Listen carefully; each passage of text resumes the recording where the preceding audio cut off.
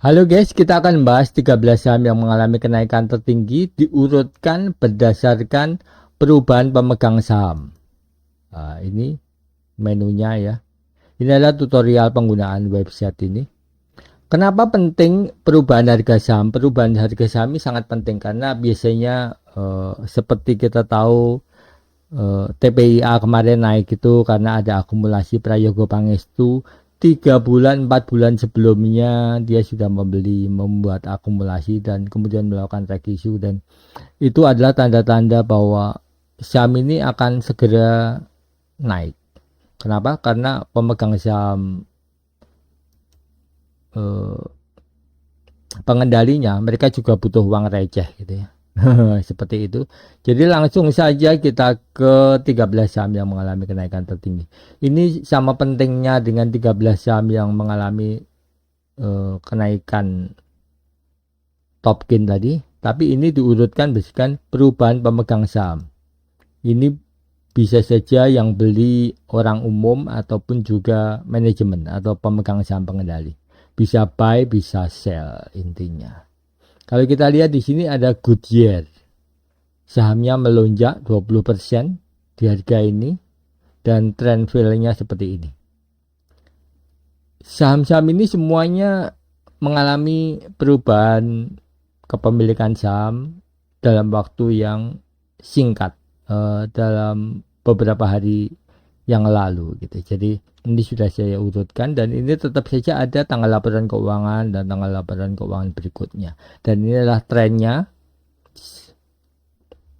Ini penting sekali. Kita lihat juga fundamentalnya. Tetap saja kita harus selalu melihat fundamentalnya. Kenapa? Karena dengan melihat fundamental kita tahu seberapa kokoh sih fundamental saham ini. Fundamental itu penting sekali. Memang saham yang lagi trend up justru fundamentalnya biasanya goyah gitu ya. Itu bisa dijelaskan di YouTube saya sudah sering saya jelaskan bahwa itu karena memang perusahaannya lagi mengakumulasi, lagi membangun itu. Biasanya cash flow-nya seret dan sebagainya itu, tapi itu sebenarnya nggak masalah karena setelah selesai membangun, efisiensi naik, kapasitas naik, dan kinerjanya akan terdorong untuk naik juga pasti. Jadi fundamental itu pengertiannya panjang, itu sebabnya kalian bisa ikuti YouTube saya karena ketika saya membahas satu saham saya juga pasti melibatkan fundamentalnya. Kemudian kita lihat chartnya. Chartnya seperti ini ya. Jadi inilah perbandingan chart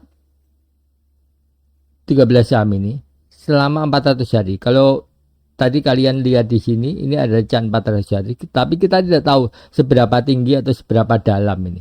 Hanya tahu bentuk patternnya saja. Tapi kalau di sini, di chart ini, kalian bisa tahu seberapa tinggi, seberapa dalam. Jadi seperti ini, CYBR ini sudah naik 196%. Jadi ini adalah kode, ini harganya, ini kenaikan hariannya, ini adalah kenaikan selama 400 hari. Dia sudah naik 196 di sini. Ini penting sekali supaya kita bisa memilih saham itu dengan lebih bagus gitu ya. Kenapa lebih bagus? Karena grafik ini bukan grafik mati ya. Jadi bisa dilihat setiap itunya. Nah, ini penting sekali supaya kita tidak salah.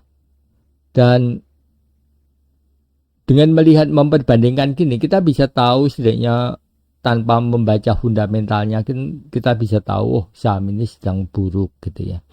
Apakah dia akan bisa naik ke atas? Bisa kemungkinan.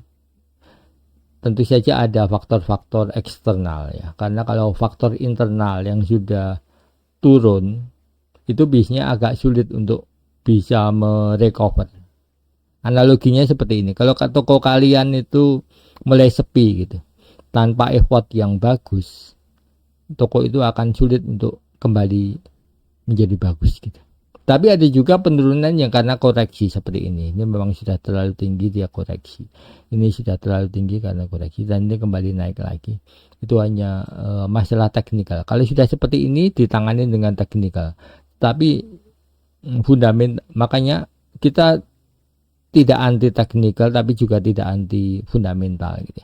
Kita harus tahu dua-duanya, setidaknya kita tahu cara berpikir trader lain itu seperti apa secara teknikalnya. Kemudian kita lihat di sini based on sektornya atau price book value-nya. Ini penting sekali supaya kita tahu price book value-nya itu seperti berapa sih ya. Kalau memang sahamnya sudah cukup rendah, ini berarti kemungkinan dia tanggal IPO-nya itu 8 Agustus 2023. Dia jadi sudah naik cukup tinggi sekali. Modal bersihnya nggak tercatat. Biasanya saham-saham baru ini dia belum mengeluarkan laporan keuangan. Mungkin lagi sibuk menghitung dana hasil IPO gitu ya. Jadi mencocok-cocokkan. Ya, jadi rata-rata perusahaan yang lagi IPO itu memang spekulatif. Kenapa spekulatif? Biasanya mereka terlambat mengeluarkan laporan keuangan, masih berkoordinasi, masih pemain baru di saham, otomatis administrasinya mungkin masih belepotan, akuntansinya masih belum siap dan sebagainya. Tapi itu nggak masalah. Jadi saham-saham IPO memang biasanya digerakkan oleh sentimen saja. Lebih banyak mengabaikan fundamentalnya, lebih banyak digerakkan oleh isu, dan terutama perusahaan-perusahaan yang didukung oleh grup besar itu biasanya lebih mudah memainkan isunya seperti itu, karena seperti ini perusahaan Prayogo Pangestu pasti hebat dan sebagainya, ini perusahaan Pantai Indah Kapuk pasti bagus dan sebagainya. Jadi seperti itu. Di sini kalian bisa belajar dengan sangat komprehensif. Oh ya, di sini kita juga lihat IHSG di hari terakhir ini berapa dan kenaikannya. Saat video ini dibikin, IHSG di harga 7222 atau naik 0,51%. Jadi ini adalah website yang menurut saya paling lengkap yang pernah ada di Indonesia.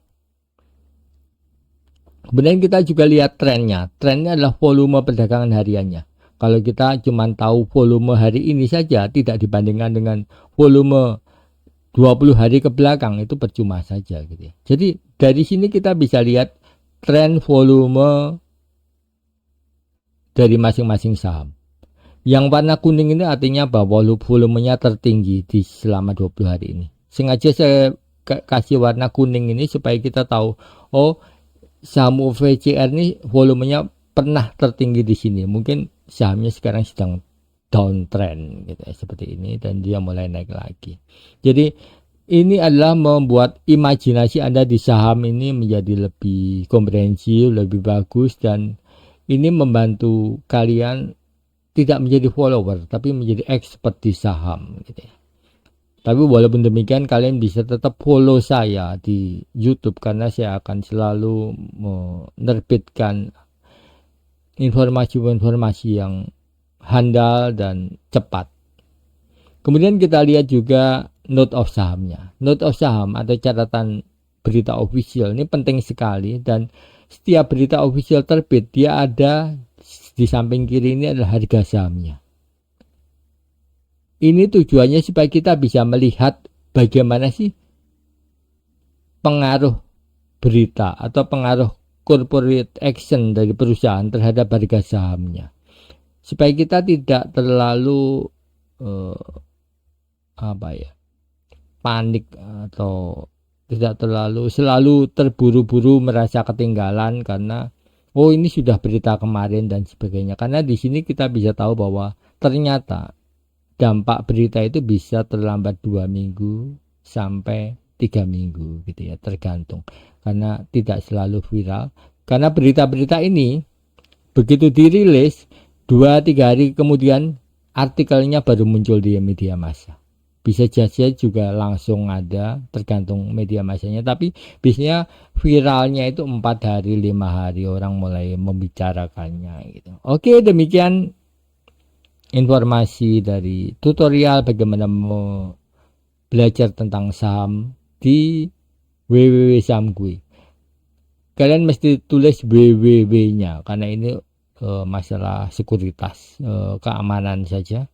Karena tanpa ditulis www nggak akan muncul sahamnya, websitenya. Oke, thank you, see you next time. Dan di sini juga ada chattingnya ya. Jadi kalau kalian bisa mau chatting di sini boleh saja. Oke, see you next time. Jangan lupa untuk terus ikuti saya di TikTok, YouTube, dan di website ini. Beberapa kali saya juga akan mampir di Instagram dan X gitu ya. Tapi karena kelihatannya sepi, saya jarang-jarang mampir juga. Kalau kalian mau ramaikan di Instagram dan di X, saya akan makin rajin mampir ke sana. Oke, thank you. See you next time.